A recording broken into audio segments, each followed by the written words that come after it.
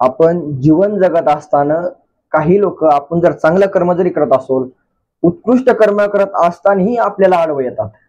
एक त्याला खेकडा प्रवृत्ती म्हणतात. एखादा माणूस जर चांगल्या वाटेला चालला, चांगलं कर्म करत असेल तर त्याला काय करतात, खाली खेचतात. त्याला खेकडा प्रवृत्तीचे लोक म्हणतात. पण ज्ञानोबा बघा काय सांगतात. ज्ञानोबा म्हणतात, तुम्ही जर चांगले कर्म करत असाल, चांगल्या मार्गाने जर चालत असाल आणि जर तुम्हाला कोणी प्रतिबंध करत असेल तर तुम्ही त्याच्याशी वाद घालत बसू नका. तुम्ही त्याला वेळ देऊ नका. तुम्ही जर त्याच्यासोबत जर वाद घालत जर बसले तर तुमचा समोर जाण्याचा रस्ता तो तिथं थांबला जाईल आणि तुम्ही पुढे जाऊ शकत नाही. तुम्ही जीवनात प्रगतीच्या वाटेवर जात असताना तुम्हाला कितीही आडवे वळण जर आले तर तुम्ही त्या वळणावर जर तुम्ही थांबला, त्याच्यासोबत जर तुम्ही वाद घालत बसला तर जीवनात तुम्ही कधीही पुढे जाऊ शकत नाही. हे ज्ञानोबा सांगतात. ज्ञानोबा फार सुंदर सांगतात ज्ञानेश्वरीमध्ये. आपण जर चांगलं कर्म करत असताना, चांगलं उत्कृष्ट आपण जीवन जगत असताना जर आपल्याला कोणी आडवं येत असेल तर त्याच्यासोबत आपण कसं वागायचं, कसं जीवन जगायचं या जगामध्ये ज्ञानोबा त्याला फार आपल्याला उत्कृष्ट समजून सांगतात. 2-3 दिवस झाले मला एक आमच्या मित्राचा कॉल आला. मी समजण्यासाठी दृष्टांत सांगतोय. आमच्या मित्राचा कॉल आला आणि मला म्हणे, महाराज अहो किती तुमची चेष्टा करतात ग्रुपवर आपल्या मुलं. या आमच्या काही मित्र आहेत, तर मी व्हिडिओ बनवतो, असे व्हिडिओ बनवतो आणि युट्यूबला इंस्टाला टाकत असतो. तर त्यातला एक व्हिडिओ बघून आमच्या मित्राने काय केलं, त्याला खाली वाईट कमेंट टाकणं चालू केलं. आणि हे लक्षात घ्या बरं का, मित्राचे 2 प्रकार असतात. एक तुमच्यावर जळणारे मित्र असतात आणि एक तुम्हाला साथ देणारे मित्र असतात. ते साथ देणारे मित्र असतात त्यांना तुम्ही जीवनात सोडायचं नसतं.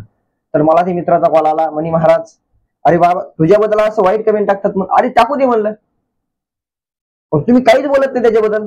अरे बोलायचं कशाला, ज्याच्या हरिपाठ पाठ नाही त्याच्याबद्दल आपण रिॲक्शन घेणं, त्याच्याबद्दल आपण बोलणं म्हणजे आपण मूर्ख झालो ना. तो तर मूर्ख आहेच, त्याच्याबद्दल शंका नाही. पण जो आपल्यावरती आपल्या व्हिडिओ टाकून ग्रुपवरती वाईट बोलतो त्याच्यावर आपण रिॲक्शन घेणं, त्याच्या म्हणजे त्याचा मोठेपणा झाला, तो त्याला मोठेपणा प्राप्त व्हायचा. अशा मूर्ख माणसाला काय करायचं, सोडून द्यायचं आणि आपण काय करायचं, आपल्या मार्गावर चालत असायचं. ज्ञानोबा सांगतात बरं का, मी सांगत नाही. ज्ञानोबा म्हणतात असे जे लोक असतात ना त्यांना तुम्ही सोडा, त्यांच्यासोबत वादही घालू नका आणि चांगलंही बोलू नका. चुकून आली पाडे सद्वासनेची. जे खरे साधक असतात, ज्यांना खरं आपलं ध्येय प्राप्त करायचं असतं, कोणत्याही गोष्टीतलं असो, संसारातलं साध्य असो, परमार्थातलं साध्य असो, संसारातलंही साध्य जर प्राप्त करायचं असेल तर तुम्ही काय करा, चुकून आली पाडी सद्वासनेची. हे ज्ञानोबा यांचं वाक्य लक्षात ठेवायचं. जे जे आपल्यासाठी काम क्रोधरूपी परमार्थामध्ये काम क्रोधरूपी विकार असतात आणि संसारामध्ये साध्य प्राप्त करण्यासाठी पुढे जाण्यासाठी आपण जर निघालो तर काय असतात, काम क्रोधरूपी माणसं, काही व्यक्ती आपल्याला आडवा येतात, काम क्रोधरूपी व्यक्ती आडवा येतात, हे लक्षात घ्यायचं.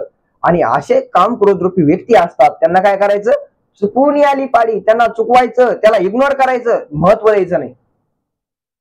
त्यांना इग्नोर करायचं, तुम्ही त्यांना महत्व द्यायचं नाही, साईटलाही लोटायचं नाही आणि जवळही करायचं नाही, आहे तिथं ठेवायचं, लक्ष द्यायचं नाही, दुर्लक्ष करायचं अशा लोकांकडे.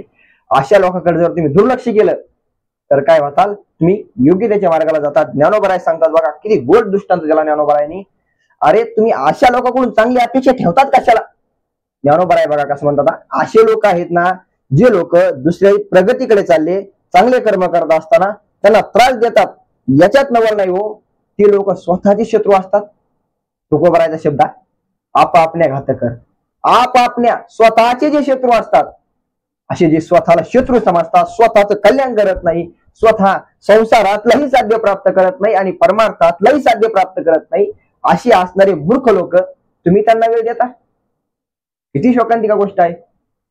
जे हुशार लोक असतात, जे तज्ञ असतात, जे विद्वान असतात, ते अशा लोकांना दुर्लक्ष करतात. चुकून आली पाडी सद्वासनेची.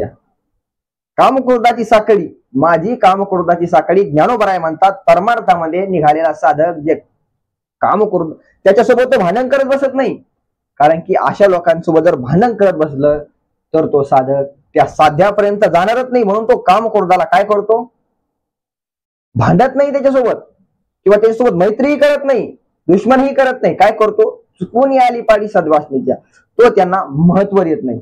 आणि बघा साहजिकच आहे, एखाद्या जर व्यक्तीला आपण वारंवार वारंवार त्याचा अपमान जर केला तर एक दिवस तोच काय करतो, आपल्याला सोडून जातो.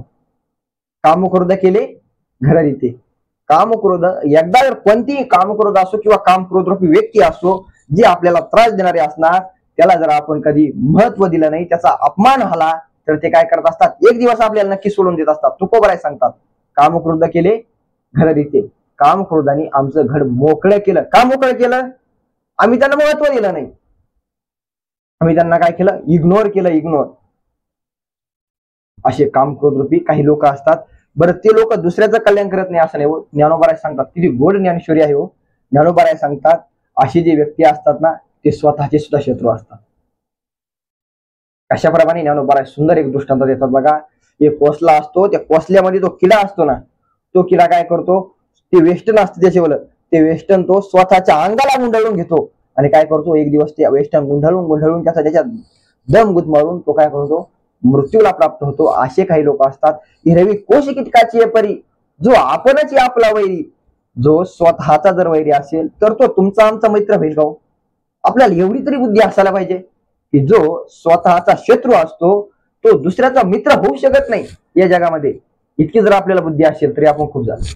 म्हणून अशा काय करायचं, हिरवी कोश कीटकाची परी, जो आपणच आपला वैरी, असे जे लोक आहेत ना, यांना काय करा, तुम्ही यांना इग्नोर करा, यांना सोडून द्या, यांच्याकडे दुर्लक्ष करा. जीवनामध्ये जर तुम्हाला पुढे जायचं असेल, साध्य जर प्राप्त करून घ्यायचं असेल, तर अशा लोकांना महत्व देणं सोडून द्या. आणि आपला जो संतांनी सांगितलेला ज्ञानोबराय, तुकोबराय, शिवाजी महाराज, अहिल्यादेवी होळकर, पुरुषांनी जो आपल्याला मार्ग करून दिला, मार्ग दाखवला, त्या मार्गाने काय करायचं, जाण्याचा प्रयत्न करायचा आणि जीवन जगण्याचा प्रयत्न करायचा. महाराज जो स्वतः आनंदी जीवनात जगू शकत नाही, स्वतः आनंदी राहू शकत नाही, असे लोक काय आपल्याला सुखी करणार हो?